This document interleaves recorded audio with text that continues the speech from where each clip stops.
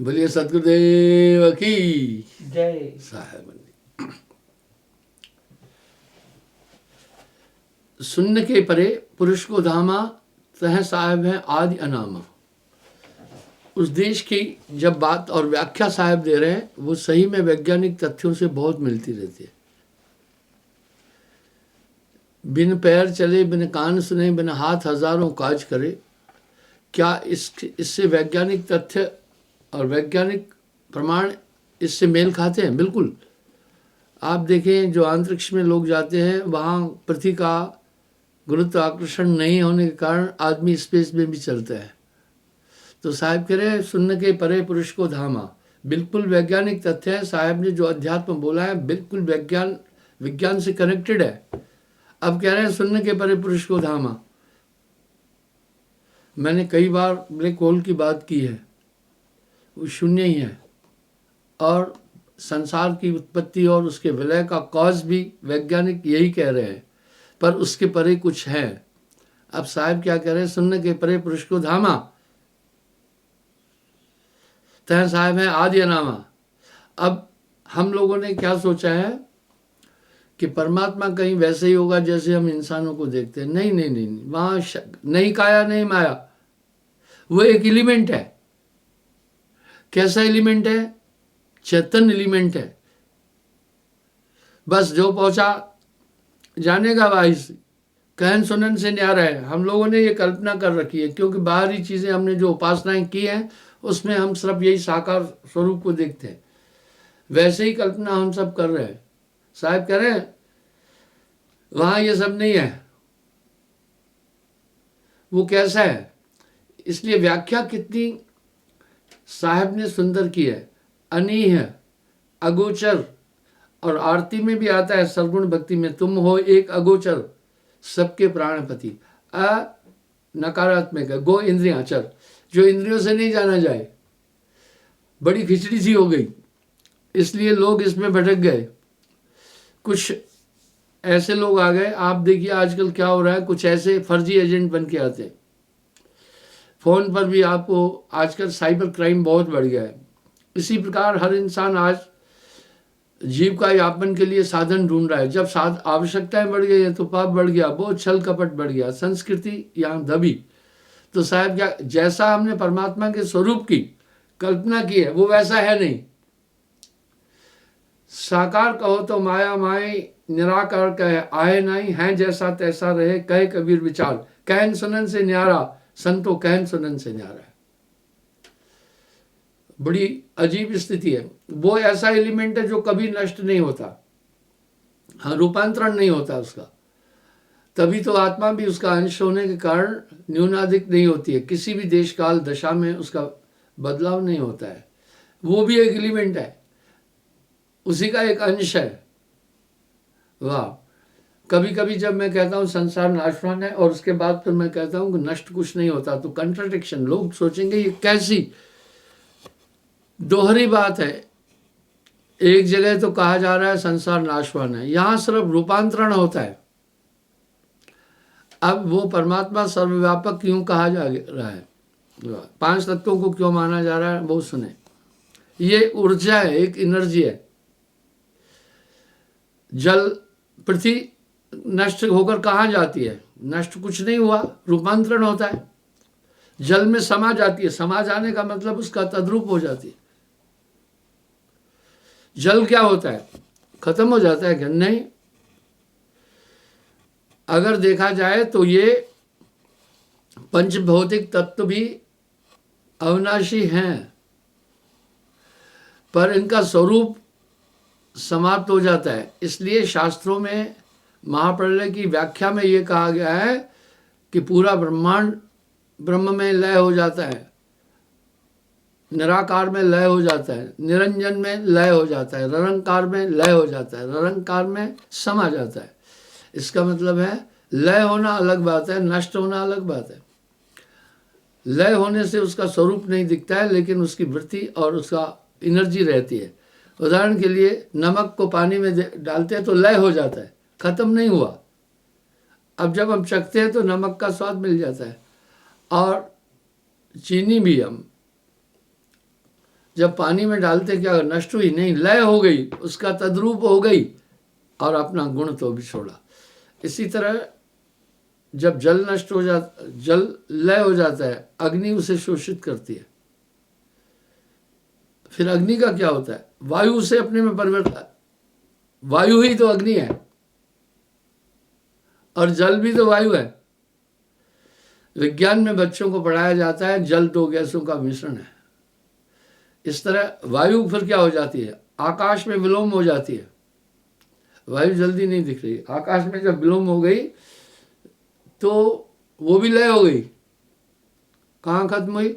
उसकी पूरी एनर्जी आकाश ने अपने में समाहित की और वायु ने अग्नि की एनर्जी अपने में खींच ली थी और अग्नि ने जल की पूरी एनर्जी अपने में समाविष्ट की और जल ने पृथ्वी की पूरी ऊर्जा अपने में समाहित कर दी। तो खत्म क्या हुआ? कुछ नहीं खत्म हुआ। हाँ, सेव हो गए उसमें। जैसे दूध की उतनी वैलिडिटी नहीं है, नियमानुसार 24 घंटे बाद जल दूषित हो जाता है, दूध, लेकिन उसकी एनर्जी निकाल देते हैं हम, घी तो काफी दिन रह जाती है। स्वरूपांतरण हुआ, नष्ट नहीं हुआ उस समय। दूध खोआ बना दिया तो क्या दूध नष्ट हुआ? उसके अंदर जो जल की मात्रा थी वो निकल गई, बस वाष्प में मिल गई, कुछ भी नष्ट नहीं हुआ। पर रूपांतरण, बार बार जन्मना मरना, यही तो दुख है। इसलिए परमात्मा एक एलिमेंट है, हमने एक धातु है, एक तत्व है।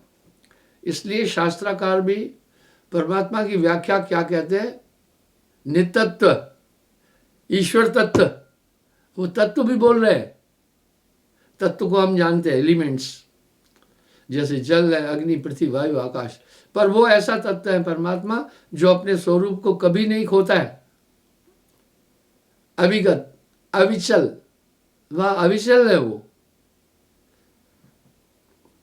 अनिर्वचनीय, जिसे वाणी जिसका वर्णन नहीं करती है, निर्द्वंद, उसमें बाकी चीज नहीं रहती है, वो नित्य ही है, ज्यों का त्यों।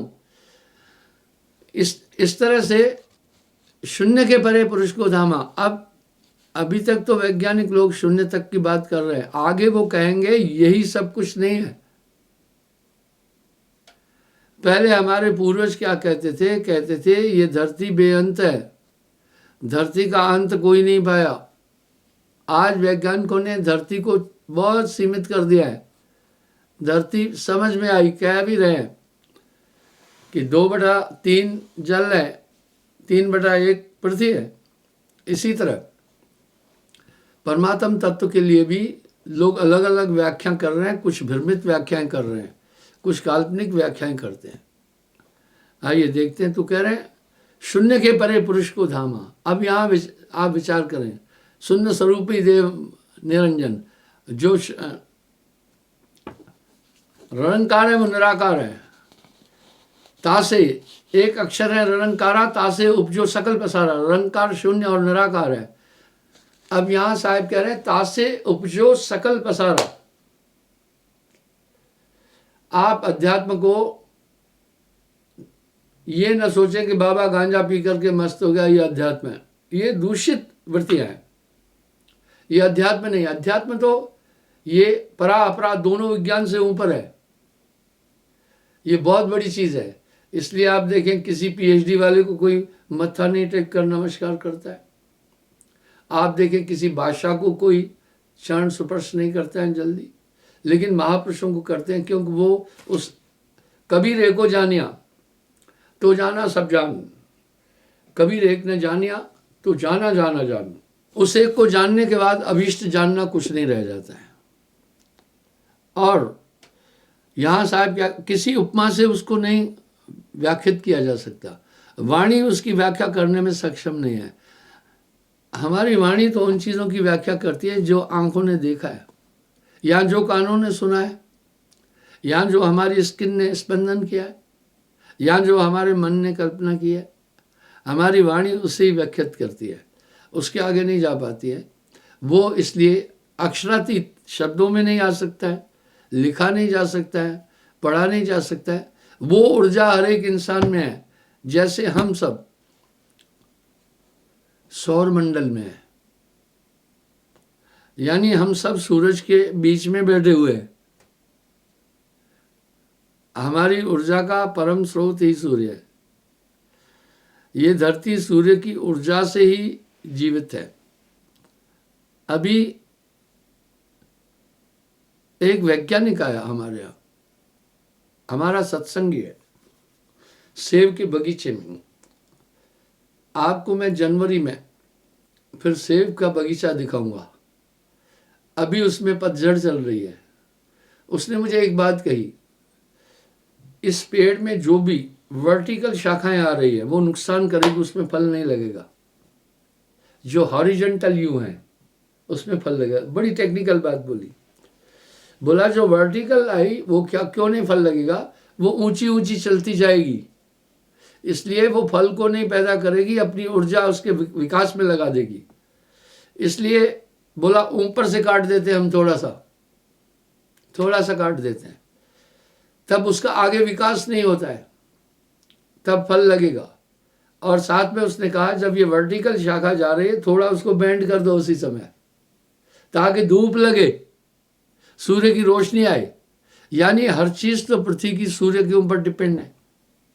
अगर सूर्य का प्रकाश नहीं आएगा तो कोई भी पेड़ विकसित नहीं हो सकेगा, धरती ऊसर हो जाएगी। मैं काफी देशों में घूमता रहता हूं। मैंने उस दिन भी उदाहरण दिया था। वहां एक बात का बहुत ज्यादा महत्व है, सनबाथ का। आपके घर में सूरज आना चाहिए, आपके घर में धूप आनी चाहिए। अगर आपके घर में धूप नहीं आ रही है तो आपका घर दूषित माना जा रहा है। अर्थात इस प्रकार से हम जैसे सौरमंडल में बैठे हैं पर हमें परोक्ष रूप में सूर्य का ये करिश्मा नहीं दिख रहा है। वैज्ञानिकों ने देखकर तो बता दिया ना, दो गतियां हैं पृथ्वी की, दैनिक और वार्षिक गति। उसमें उन्होंने व्याख्या दे दी है ना कि घूम रही है। पर कैसी विडंबना है, कोई भी, अभी भी मैं उदाहरण दे रहा हूं आपको, मेरे जितने भी शोध हैं वो प्रैक्टिकल है। मेरे प्रवचन में 1-1 लाख लोग भी आते हैं। तब मैं एक बार पूछा जिनसे, जो कहते हैं धरती घूमती है, हाथ खड़ा करो। करीब 70% लोगों ने हाथ खड़ा किया। मैंने कहा जो कहते हैं धरती नहीं घूमती है वो हाथ खड़ा करो। 30% लोगों ने हाथ खड़ा किया, या 25, बाकी कुछ हाँ ना में नहीं थे। तो वो कौन थे जो कह रहे थे धरती नहीं घूमती है? जिन्होंने विज्ञान का अध्ययन नहीं किया। पुराने लोगों में जो स्पेशली माताएं बहनें थी, शिक्षा का नितांत अभाव था। मैं एक उदाहरण दिया था पहले भी, जो सैनिक होता है उसका नेक्स्ट ऑफ किन, वारिस पूछा जाता है। शादी हो गई तो उसकी वारिस पत्नी हो जाती है। अगर शादी नहीं हुई तो पिता होता है, पिता नहीं है, वारिस माँ हो जाती है। तो मेरे पिता तो 75 में शरीर छोड़ गए थे। मेरा नेक्स्ट ऑफ किन, मेरी वारिस मेरी माँ थी। तो जब मैं रिटायर आया तो पूरा पैसा ज्वाइंट अकाउंट में आया, और ज्वाइंट अकाउंट बाय ऑर्डर फौजी का खुलवाते। तो बैंक में, स्टेट बैंक ऑफ इंडिया में जब मैं पैसे लेने गया, बोला भाई ज्वाइंट अकाउंट है, आपकी माँ का भी साइन चाहिए। मेरी माँ ने अंगूठा लगाया, नहीं साइन किया, लेकिन 20-22 साल पहले जो साइन किए थे वो उनसे नहीं बन पाए थे, वो साइन नहीं कर पाई वैसा। और मुझे बैंक मैनेजर ने कहा साइन नहीं मिलते हैं। मैं बोला मैं अपनी माँ को यहाँ हाजिर करता हूँ भाई देखो। बोला नहीं, बैंक इस बात को नहीं स्वीकार करती है। मैंने बोला अभी वो बहुत वृद्धा हो गई है, उनकी एज 90 के आसपास हो रही है, 80 के आसपास हो रही है, नहीं लिख पा रही है। मुझे काफ़ी दिन उन्होंने चक्कर कटाया। वो अच्छा इंसान था बैंक मैनेजर। बोला देखो महाराज ऐसा है कि हम साइन को भी मान रहे हैं ना, सिग्नेचर हमारे लिए ज़्यादा मैटर करता है। बाद में अपनी माँ को मैं लगा, मैंने कहा साइन फिर से बता देता हूँ। 2-3 दिन लगा, उनके पोतरे लगे, मेरे भाइयों के बच्चे लगे, माँ नहीं लिख पा रही। कभी देवी लिखना था, नाम देवी था मेरी माँ का, तो वह पर कभी पीछे कर देती थी, कभी दे की मात्रा इधर कर देती थी। मैं थोड़ा झल्लाया, मैं कहा माँ 2 अक्षर नहीं लिख पा रही हो, इतने दिन हुए। पता है माँ का जवाब बड़ा प्यारा था। बोला बेटे तुम्हारे नाना नानी दादा दादी ने हमें स्कूल का मुंह ही नहीं देखने दिया। वाह, लड़की को स्कूल भेजना वो एक पाप मानते थे। मैं सोचा सही है, जैसे तैसे करके मैंने फिर उस मैनेजर को बनाया। ये देखो मेरे जॉइंट अकाउंट में मेरी माँ का फोटो है, भाई कहो तो गवाह ला दूं, कोई केस नहीं करने वाला। बड़ी मुश्किल से एग्री किया उसने। आइए, तो मैं क्या कह रहा हूँ, उसमें जो 70% 30% लोग हाथ खड़ा कर रहे थे वो बुजुर्ग थे, कुछ जवान भी थे जिनकी बुद्धि ठीक नहीं थी। वो बोला जो कह रहे धरती घूम रही है, उनका दिमाग घूम रहा है, सूरज नारायण घूम रहा है। वाह, सूरज नारायण घूम रहा है, ये हमारे किंवदंती हमारे धर्मशास्त्रों में भी है, तो क्या ये गलत है? नहीं, सूर्य नारायण भी घूम रहा है। वाह, बहुत बाद में वैज्ञानिकों ने सिद्ध किया कि सूर्य भी घूमता है, पर सूर्य की गति बहुत कम है। सूर्य अपने पूरे सौर ग्रहों को पूरे परिवार के साथ परिक्रमा कर रहा है। उसकी तो गति कहीं साल में इंचों में है। जब वो अपनी पूरी गति कंप्लीट करता है, कहता है तब महाप्रलय आ जाती है, प्रलय आ जाती है। वाह, यही बात जब मैं सत्संग में एक तथ्य उठाया था तो गुरुदेव ने बोला मधु सूर्य घूमता है। अब ये बात गुरु का वचन मान सब लीजिए, लेकिन वैज्ञानिक तथ्यों से बात नहीं मिलती थी। ये पुरानी बात है, 40-50 साल पहले की। मुझे कहा मधु तू विज्ञान को छोड़, तर्क ने तू इसमें नहीं वो कर, क्योंकि बाद में तू पछताएगा कि गुरु की बात नहीं मानी थी। तू मान ले भैया सूरज भी घूमता है। मैं चुप हो गया। उसके 20-25 साल पहले बाद में, वाह भाई, गुरु का कथन मान सब लीजिए, सत्य सत्य विचार न कीजिए। सच में जब वैज्ञानिकों ने बाद में ये सिद्ध किया कि सूर्य भी अपने पूरे नवग्रहों के साथ में परिक्रमा कर रहा है, मैं कहा हमारे पूर्वज हमारे धर्मशास्त्र में जो बातें लिखी हैं कितनी सटीक है, पर उसकी व्याख्या और लेखकों ने उसमें थोड़ा समावेशन कर दिया। तो आइए, कहने का मतलब है वो एलिमेंट ऐसा एलिमेंट है जो हम सब क्या जानते हैं, हम सब तो 5 तत्व जानते हैं, इसके आगे तो हमारा कोई बोध नहीं है। आगे जाकर के कुछ लोग शून्य योगी योगेश्वर शून्य को जानते हैं, आगे उनका भी कोई वो बोध नहीं है उनको भी। मैं इसकी आपको इसका प्रमाण देता हूं। अब साहब क्या कह रहे हैं, अलग निरंजन सुन ठिकाना ब्रह्मा विष्णु शिव भेद न जान। बात ही खत्म हो गई ना, क्या बोल रहे हैं? अलग निरंजन शून्य ठिकाना, शून्य है वो निरंजन, ब्रह्मा विष्णु शिव भेद न जाना, बात ही तो यहां खत्म हो गई।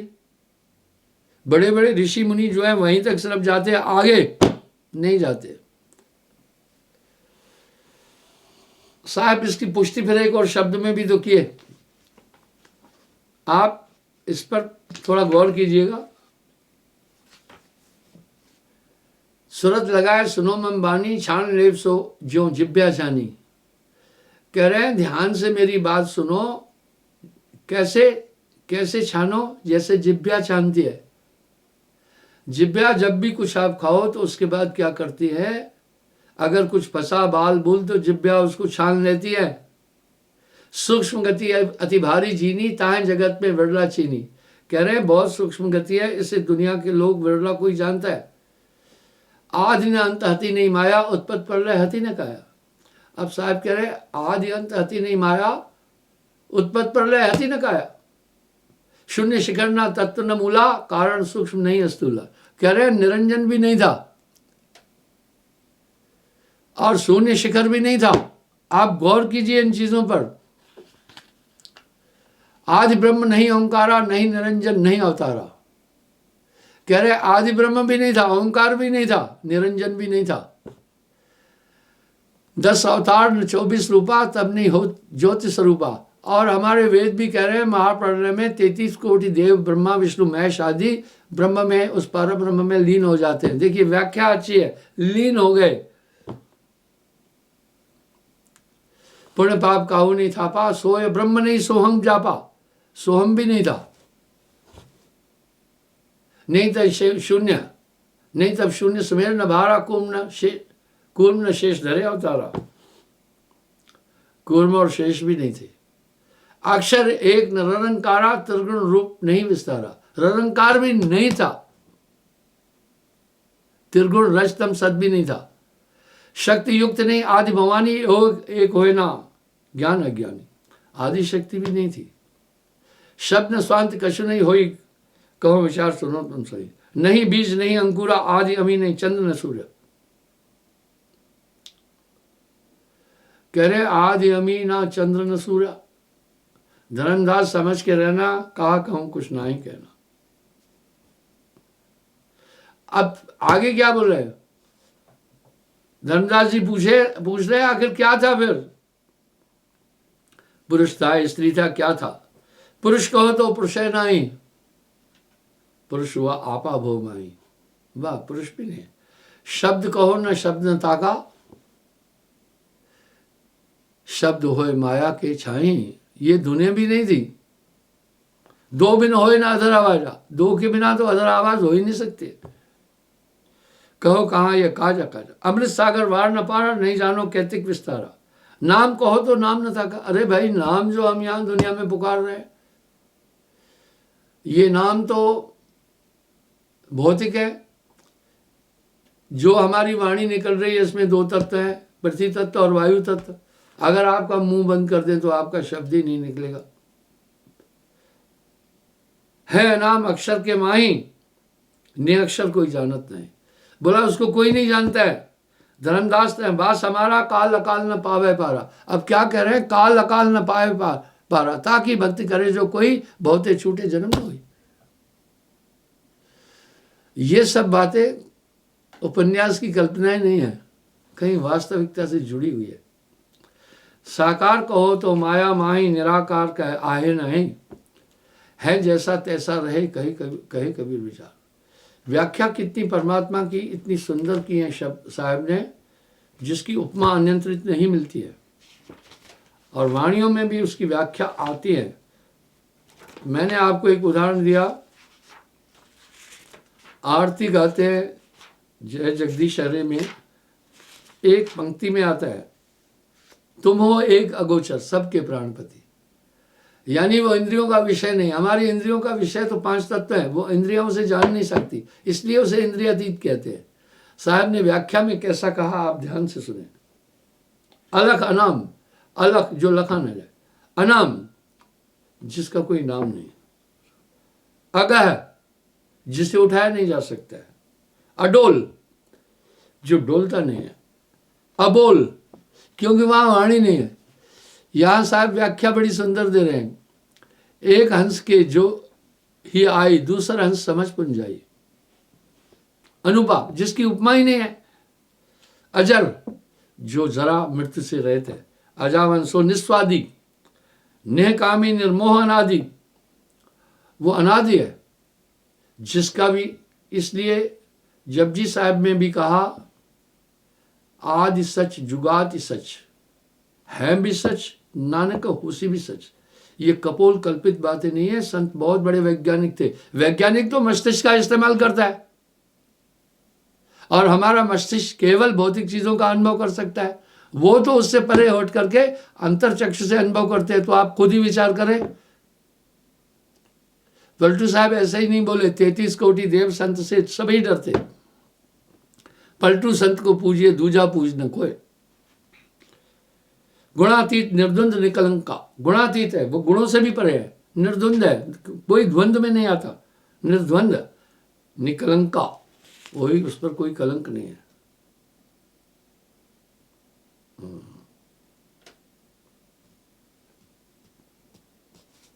तो साहब बड़ा सुंदर प्रमाण दे रहे हैं।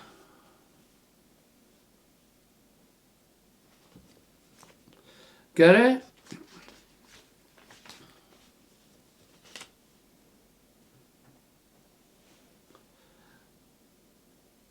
अब यहां जो साहब कह रहे हैं वो बड़ा अजीब कह रहे हैं ना, और सही तो कह रहे हैं।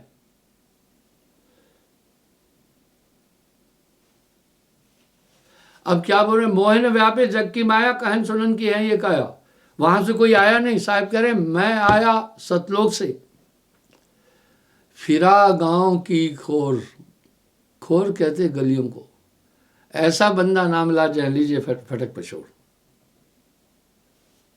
अवर काज मोरो को सुनाई, हो निरंतर जग के माई, मोह न व्यापे जग की माया, कहन सुनन की है ये काया। देखिए प्रसंग आ रहा है, आप विचार करें। इसलिए वो जाते समय संसार को एक प्रमाण देकर चले गए। देखिए क्या करें, और काज मोरे कछनाई, कह रहे मेरा कोई और कार्य नहीं। हो निरंतर जग के माई, मोह न व्यापे जग की माया, कहन सुनन की है ये काया। ये किताब मधु ने लिखा हुआ है। कह रहे मुझे जगत की माया नहीं व्यापती है, देह नहीं और अरसे दरसे देई, रहो सदा जय पुरुष भी देई। क्या बोल रहे हैं? मेरा शरीर नहीं है पर शरीर अनुभव हो रहा है। मैं इसका एक और उदाहरण दे रहा हूं। दादू दयाल जी साहब से शताब्दियों बाद में आए हैं, पर डेडिकेट फॉलोअर थे साहब के। तो एक दिन वो प्रवचन कर रहे थे अपने मुख्य शिष्यों के साथ। तब उन्होंने उनसे पूछा, आप में से किसी ने कबीर साहब को देखा? एक बुजुर्ग था करीब 110-15 साल का। आपको मैं बताता हूं, पहले 110-15 साल के लोग मैंने भी देखे। अभी Elder lady of the world is है ओनली 106 ईयर। हमारे डॉक्टर बारा सिंह मेरे कैशियर हैं संस्था के, उनकी माँ अभी 104 साल में शरीर छोड़ी, और आज से 5-6 साल पहले जो लेडी थी वो Elder lady of the world 106 year की थी। लेकिन उन्होंने, डॉक्टर साहब ने गिनीज बुक में नाम नहीं दिया, बात ही नहीं की। 104 साल की फोटो डॉक्टर साहब की मदर। अभी 15 दिन पहले शरीर छोड़ा। तो उस समय लोग बुजुर्ग थे, काफी बुजुर्ग थे। मैंने खुद देखे, आदमी 100 साल जी रहा था। अरे ज्यादा बाबा आदम के जमाने की बात नहीं मेरे भाइयों बहनों, अभी की तो बात है, 60-70 साल पहले की बात है। दीर्घायु था आदमी, सिंथेटिक चीजें नहीं खा रहा था, ये तेल पेल नहीं खा रहा था, ये गंद कचरा नहीं खा रहा था, सब देसी चीजें थी। जमीन में देसी खाद पैदा होती थी। मैंने आपको उदाहरण दिया, वो मेरे छोटे भाई के 2 पोतरू बड़े हेल्दी है, और वो कार को दोनों धकेलते हैं। उनको ये नकली चीज़ें नहीं खिलाई। हम आश्रम में जो फल साग सब्जियां पैदा करते हैं उसमें भी हम देसी खाद का अधिक प्रयोग करते हैं। तो बहुत पुरानी बात मैं नहीं कर रहा हूँ, थोड़ा समय पहले की बात कर रहा हूँ। तो एक बुजुर्ग उठा जिसकी उम्र करीब 110-15 साल थी। कबीर साहब को कहा मैंने देखा था। दादू दयाल से कहा मैंने कबीर साहब को देखा था। उन्होंने कहा तुमने कैसे देखा? बोला मेरा दादा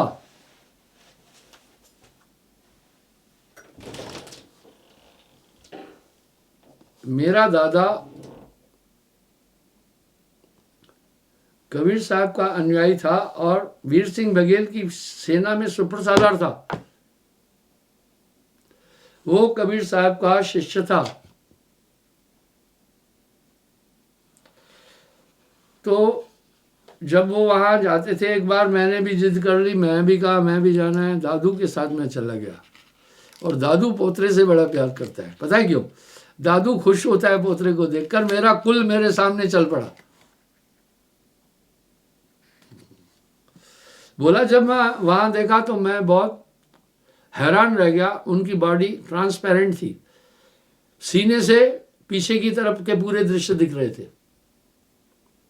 मैं बच्चा था, मुझे कौतुक हुआ। फिर मैं घूम करके पीठ की तरफ गया तो पीठ से जब देखा, सीने की उस तरफ की चीज दी। साहब यही कह रहे हैं, देह नहीं और दर से देही, रहो सदा जहां पुरुष विदेही।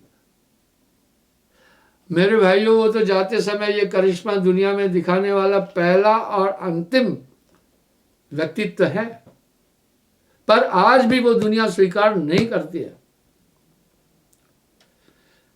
किसी ने बोला कि यहां पर राम मंदिर था। उसको कहा, तुम्हें कैसे पता चला? बोला, मेरे बाप ने बताया। बोला, राम मंदिर तो बाबर के जमाने में विध्वंस हुआ था, तेरे बाप को कैसे पता चला? बोला, उसके बाप ने बताया था। बोला, उसके बाप को कैसे पता चला? बोला, मेरे परदादू ने बताया होगा। ठीक है, वो बिल्कुल वो तर्क रख रहा था। इस तरह जो कबीर साहब की समाधि मगहर में है, वहां के लोगों ने देखा था। ठीक है, पीढ़ी दर पीढ़ी वो फिर चलती आई वो बात। आज भी काफी दुनिया ये कहती है ये आडंबर है, सच नहीं है। क्यों कहती है? उन्होंने भक्ति क्षेत्र में बड़े आडंबर देखे ना, इसलिए इसको भी आडंबर मान रहे हैं। पर इतना बड़ा प्रूफ दुनिया को देके गए, उसके बाद क्या बाकी बचा? कबीर साहब के जिस्म के दो टुकड़े नहीं किए थे। कोई भी शिष्य, कोई भी अनुचर अपने इष्ट के दो टुकड़े कभी स्वीकार नहीं करेगा। तो फिर मुसलमानों ने फूल लेकर के मजार बना दी। मजार लंबी होती है, ऐसे लिटाकर, समाधि बिठाकर होती है, समाधि बनाई। 50-60 फीट की दूरी पर दोनों स्थित है। ये एक बहुत बड़ा प्रमाण देता है वो स्थान। पर कबीर साहब की वाणी से काफ़ी लोगों के हितों को नुकसान पहुंचता है, इसलिए वो इसको खंडित करते हैं। आप चुनाव में नहीं देखते हैं क्या वातावरण बनता है? मुझे तो बड़ी हंसी आती है। जैसे पागल लोग एकदम अशुद्ध और डिसबैलेंस होकर गालियां भी बकते हैं, एक दूसरे पर दोषारोपण करते हैं, दिमाग बैलेंस नहीं रहता है। इस तरह क्या क्या एक दूसरे पर दोषारोपण होता है। पहले ऐसा नहीं होता था, ये धीरे धीरे सब ट्रेडिशन बदलती जा रही है। इस तरह कबीर साहब की चीज को लोगों ने खंडित कर दिया, कहा ये सिर्फ कबीर पंथियों का खेल है। वो नहीं। अब बोल क्या रहे हैं? देह नहीं और दर से देही, रहो सदा जह पुरुष विदेही। यह गत मोड़ न जाने कोई, धर्मदास तुम राखो गोई। कह रहे हैं ये मेरी गत कोई भी नहीं जानता है और तुम इसे छिपा कर रखना। आदि पुरुष ने अक्षर जाना, देह धरी में प्रकट आना। कह रहे हैं मैं आदि पुरुष हूं और मैं देह धर के प्रकट हुआ हूं। यहां गुप्त रहे नहीं लख पावा, सो में जग में आन चितावा। जुगन जुगन लीना अवतारा, रहूं निरंतर प्रकट पसारा। सतयुग सत सुकृत कह टेरा, त्रेता नाम मुनीन्द्र था मेरा। द्वापर में करना मैं कहला, कली में नाम कबीर रखाए। चारों युग के चारों नाम, माया रहत रहत ऐठाऊं। मैंने आपको एक दिन गिनाया था कि रावण को साहब ने वहां श्राप दे दिया था। तो लोग जो नहीं समझ रहे ये बात, वो कहेंगे ये दंतक कथाएं हैं केवल। ऐसा नहीं है, ये ऐसा नहीं है।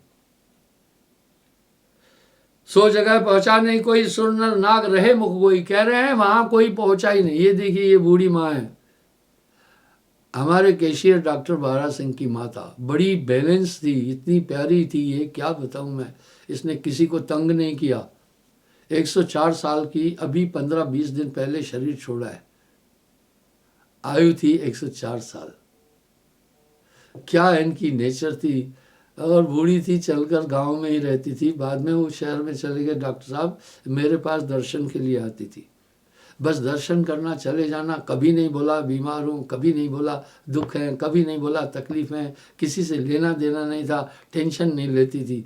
तो 104 साल की मैं डॉक्टर साहब को बोला, भाई तुमने world record of Guinness book में इनको लिखाना था, क्यों? जो Elder lady of the world थी, कहीं यूरोप की थी, आज से 6-7 साल पहले उसकी आयु 106 ईयर थी। तो ये अब कैलकुलेशन किया था, डॉक्टर साहब की आयु ही 78 के आसपास है। उनके बड़े भाई उनसे 5-6-7 साल बड़े थे, तो 85 ईयर। तो माई ने कोई 10 साल में बच्चा पैदा नहीं किया था। इस तरह से माई वो अपने कैलकुलेशन से बोल रहे थे। उस ज़माने में कोई जन्म तिथि नहीं लिखता था। मुझे मेरे बाप की जन्म तिथि मालूम है, वो पढ़े लिखे थे। तो कहने का ये मेरा भाव है, साहब ये कह रहे हैं, गुप्त पसारा है अति भारी। साहब आगे क्या है, सबसे कहा पुकार पुकारी, कोई न माने नर और नारी।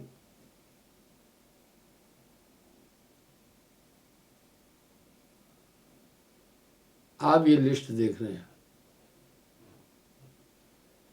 122 साल पहले थी, 75 की बात है ये। देखा, बूढ़े थे उस समय। 80 की बात है, 119 साल का आदमी एल्डर था।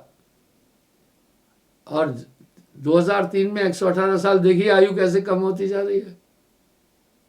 आगे चलो, और भी आगे होगा। हाँ आगे चलो, देखिए धीरे धीरे कम होती जा रही है, बिल्कुल कम होती जा रही है। अब 14 तक पहुंच गया। आप देखते चले, धीरे चलो। अब 14 तक पहुंचा, आगे चलो। अच्छा, तो ये 1992 में 114 साल की एल्डर लेडी। उसके बाद का डिटेल ये नहीं निकाल पा रहे हैं, कोई बात नहीं है, दिखा दूंगा मैं आपको। तो बंधुओं, शिव गोरख सोई पार न पावे, और जीव की कौन चलाए। ये सब गप नहीं है मेरे भाइयों बहनों। मेरे आगे पूरा ब्रह्मांड आकर कहे कि वो कुछ नहीं है, तो मधु को असर नहीं पड़ेगा। जो पहुंचा जानेगा वह, क्योंकि मैंने देखा है। ऐसे ही नहीं हवा में बातें कर रहा हूं। कहन सुनन से न्यारा है, अवधु बेगम देश हमारा है। नौनाथ 84 सिद्धा, समझ बिना जग में रहे अंधा। कह रहे 9 नाथ 84 सिद्ध भी नहीं पहुंचे वहां। ऋषि मुनि और असंख्यन भेषा, सत्य ठोर सपने नहीं देखा। जोर कही पतियावत नाई, बहुत कहो समझावत मनवाई। कोई योग कोई मत के माता, कोई कहे हम लखे विधाता। कोई मान दिशा मन लावे, मौनी होकर मूल गवाए। सत्य पुरुष की युक्ति ने जाना, हृदय धरे ने सत्य को भाई। कोई कहे हम है न भजनी का, काज अकाज लखे सबनी का। सबसे हार मान में बैठा।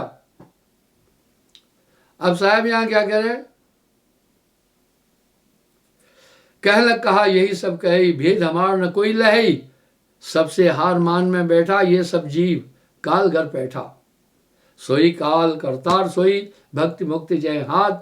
मेरो कहो न आदरे, परपंची मन साथ। मन ही प्रपंची, मन ही निरंजन, मन ही है अहंकार। आप सोचिए, फंदा है त्रैलोक को, कोई न भवते न्यार। निरंजन ही निर्वाण पद, कही तुम्हें हितवंत। योगी जति संन्यासगत, कोई न पावत अंत।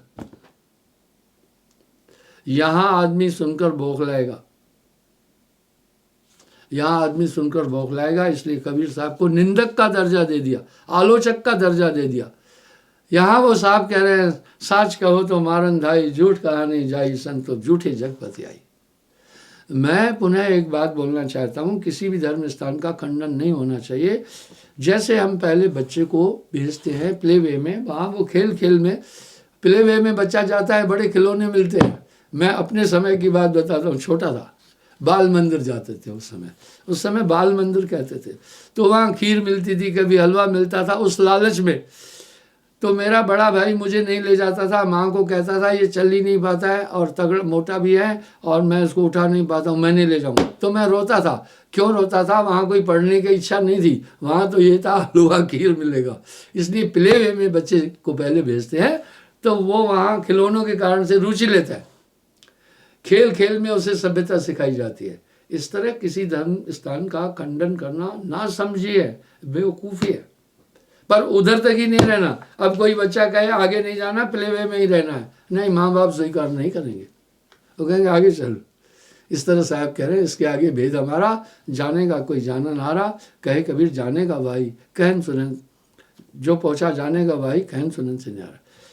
तो आज के प्रवचन का भाव था, वो एक ऐसा एलिमेंट है जो हमारी इंद्रियों से परे है।